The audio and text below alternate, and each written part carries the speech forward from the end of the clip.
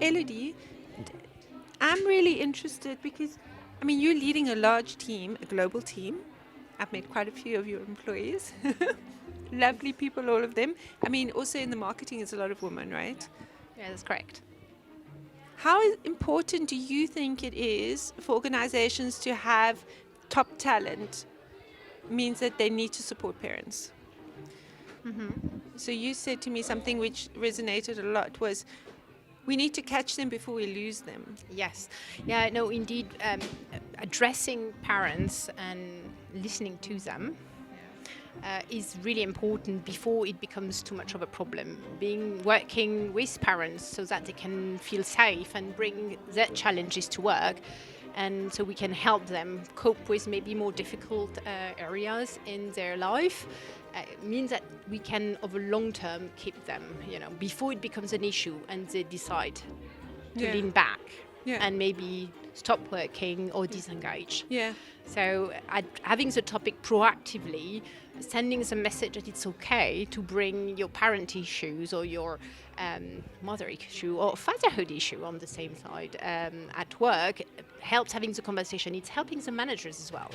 Because as a manager, it's not always easy to bring the discussion. You see the impact on performance, and being a parent can have also very positive impact on performance. You develop totally new set of EQ skills when you're a parent.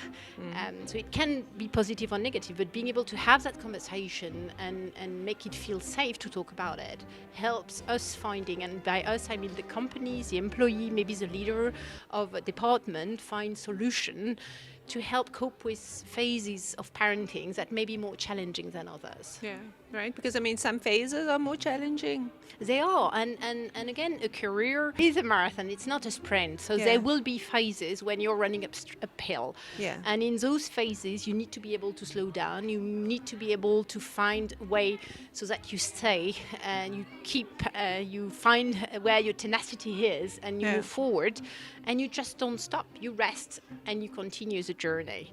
A lot of things that I have seen is people stopping along the way, and once you've stopped, it's much harder to come back. Yeah, better to keep going, right? Yeah, it's better even if it's a little bit slower. Yeah, it doesn't need to be quick. It needs to be at your own pace. It needs to be what works for you at that moment, what works for the firm at that moment, but keep going. Don't stop. Rest if you're tired. Don't stop. We need to learn to rest when we're tired, not quit. Exactly. Right? Oh, I love that. Somebody said that. That really resonated with me a while ago. I want to ask you, like, maybe a bit controversial. I mean, is it worth it? Is it worth it, or is it not just easier to say, oh, let the parents go and we'll just hire new people that don't have kids?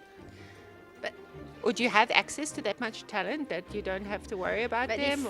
If we look at the population around us, most of us are parents or grandparents or uncle. I think that's one of the things about being human. We have connections. So we cannot exclude parents. It's not a niche. It's a core topic, I think, for an organization to be able to source parent as key talent, as well as non-parent, as well as future parent, as well as grandparents in some cases. Yeah. So it's just not possible to create a talent pool without thinking about parents and family, right? I don't think you can. Yeah.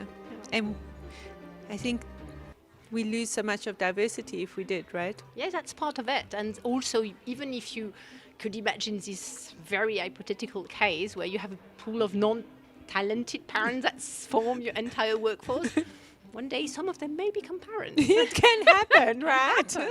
Unless they're all really old.